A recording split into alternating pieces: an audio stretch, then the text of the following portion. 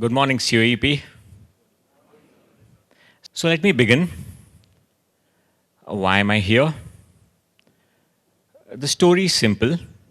I would like to try and inspire all of you to create thoughts into actions. I have been an entrepreneur for the last 19 years, created 4 businesses, traveled the world, and met some amazing people and mentors along this journey. Why is it that I like to give so much time to mentor companies, to fund companies, to meet mentees? It's simple. There have been people in my life who have been amazing mentors and given me great advice during my journey. As a way of giving back, I propose to do the same. So, I have a unique approach when I try and mentor some company. I do not give gyan because I believe there are a lot more better people out there in the world who can really preach better. What I do is simple. I tell you my life story and I leave it up to you as to how to interpret this story. Let me take you back to June 2001. I had just finished my engineering from Pune University and I came home excitedly, showing off my degree to my parents. As all parents do, my father asked me, "So Neeraj, wonderful, congratulations, you've finished your engineering. Now what?" So I told my father, Dad, I had this idea last year and I would like to give it a shot. He said, "Fine, what is the idea?" So I told him. I said it was around third year of engineering. I was sitting at my barber shop waiting in line. And earlier those days, a barber shop would keep imported business magazines to read, which they would get from a second-hand reseller. So I was flipping through this American business magazine and an article caught my attention. In 1999, US clothing retailers had started selling clothes online. To their surprise, they were doing very, very well. But there was one problem. Their rejection rates were very high. So customers would order clothes online and they would be delivered. Once tried on, most of times the customer wouldn't like how the certain outfit fit on him or her, and they would send it back to the company. This replacement cost was borne by the clothing company, which ran into millions of dollars. There was a problem, and it needed a solution. So, coming back to 2001, this was the problem I thought I could provide a solution to. Being an engineer and having a lot of common sense, I realized it can be definitely solved. So I sat at home, meanwhile, with a pen and paper, trying to write a business plan. Of course, in those days, we had no incubation centers, neither did we have any actual mentors to mentor you. So in around 3 months' time, I finished a 180-page document explaining exactly what I wanted to do. And then, as a natural step, I reached out to friends and family, telling them and showcasing this idea to them. I waited for a month, and guess what? No one replied. So I asked one of these people, I said, why aren't you replying to me back with what you think of my idea? So they said, Neeraj, it's too long to read. Who's going to read 180 pages? So I again sat back. It took me around a month. And I compressed this idea into an 8-page document. And I started to show people around and started to get some great feedback. Along the way, someone told me that why don't you look at US and UK to raise money for this idea? Because India did not have the ecosystem for the kind of funding which I needed. Hence, with this 8-page document, I started to reach out. And long story short, I could raise around $2 million at the end of 6 months. This was the start of my journey. We grew the company. We had a headquarters in the US. We had a development center right here, and I started to work with the fashion industry and the photography industry. It was truly, truly a great journey and a lot of learning. By 2005, say on 3 years later, I decided to step out of the company due to some differences between me and the investor.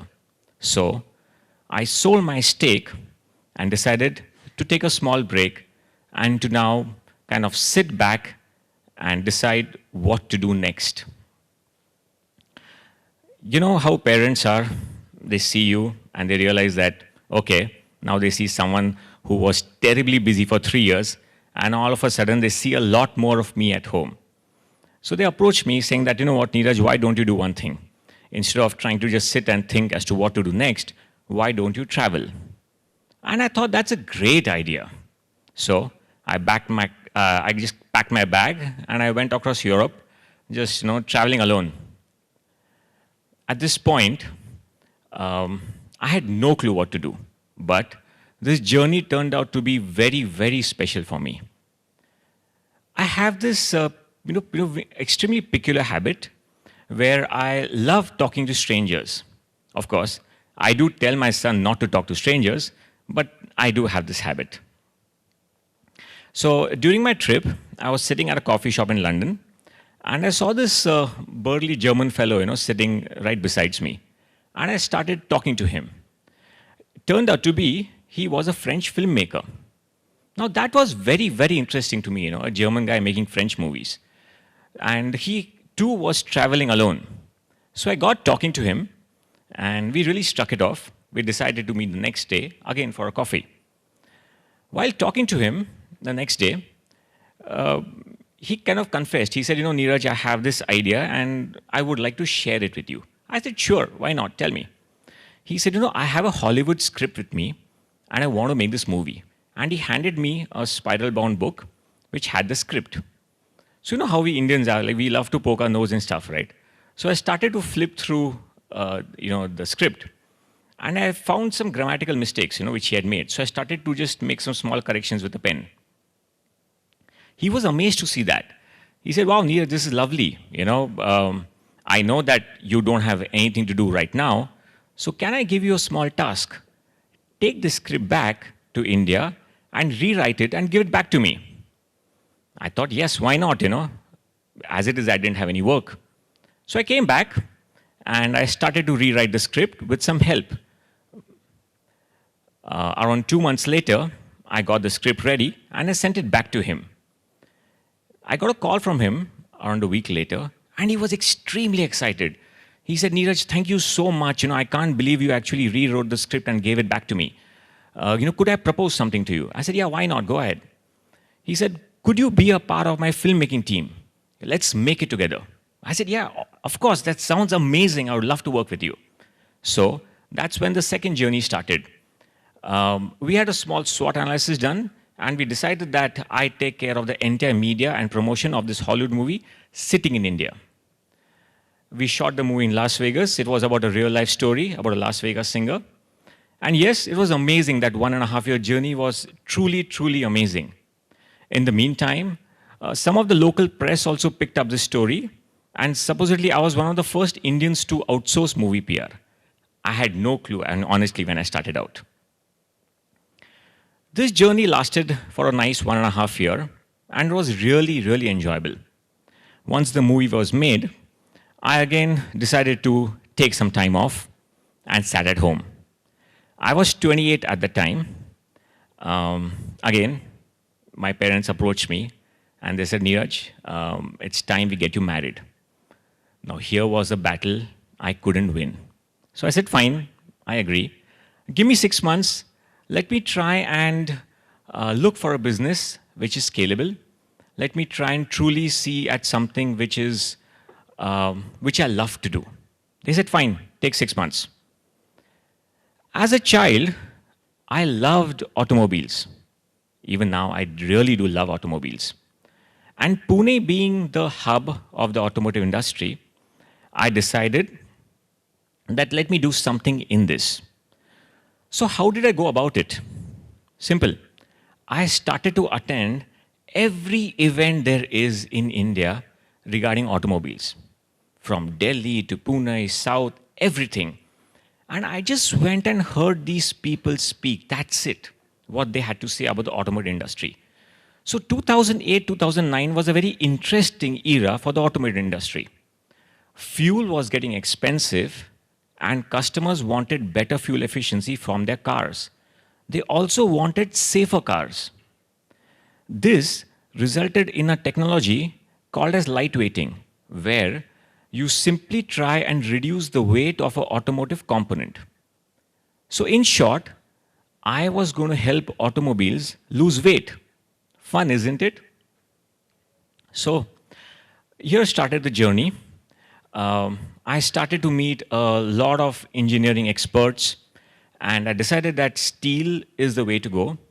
So in engineering terms, I would be replacing a solid steel bar with a hollow steel tube, period. This journey was very difficult. It took me around 3 years to establish the factory.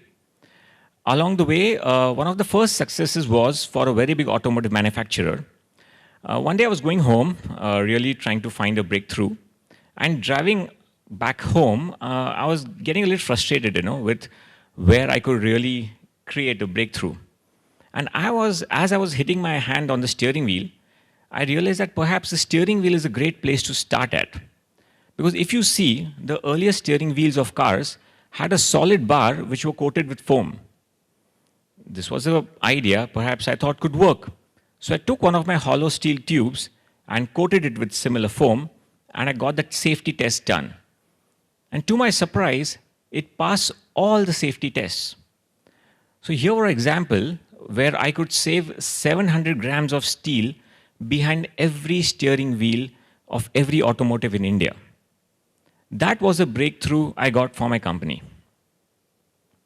So here has been my journey as an entrepreneur in the last 19 years. Normally, I would end my talk here, but I too have changed and believe that there are a few takeaways from my life journey which I would like to share with you. So my first takeaway is to all of you over here is to fit in and then later stand out. I see a lot of startups today, they want to create the right product, the right app, the right software, and they keep working on their idea day in, day out for years together, waiting for the perfect product. There is no perfect product, let me tell you. What should be done is simple. They should try and reach out to a customer or try and see where the problem lies, come out with a solution, try and fit in to what the customer needs are, and then try and stand out later. My second takeaway is to live a life of friction. To live a life of friction. Why do I say this? Simple. What do you hear today in the media? It's all about stress, and people getting affected by it. But tell me one thing. Isn't it true that the reason our automobile travels on the road is because of the friction between the tire and the road? The reason we can write on a piece of paper is because there is friction between the pen and the paper. So friction is very important for every one of us. We need to really put ourselves outside our comfort zone in order to achieve something. So I do believe that all of us should have a lot of friction in our lives so that it can also get a lot of good out of us. My third takeaway is to simply cut the noise. So what do I mean noise? What's the noise around us? It's our cell phones, it's our TVs, it's the radios, it's the constant news, it's people who keep giving advice even though not asked for. If all of us can try to reduce this noise, perhaps we'll get some real time for ourselves. Let me ask you a question. How many of you have in the recent past really spent 1 hour only with yourselves with no device around you. I really suggest we all should really try and cut the noise around us. And let me give you my last and fourth piece of advice. My last takeaway is stop acting like you live twice. Why do I say this? It's very simple. I observe a lot of people out there who truly believe that they are going to live 7 lives. Sorry to cut the chase, you aren't. We live one life. We have one chance. There is no rehearsal. Every day, it's showtime. So let me end my conversation with this one question to you. Why not live this present life to not want to live the next one? Thank you.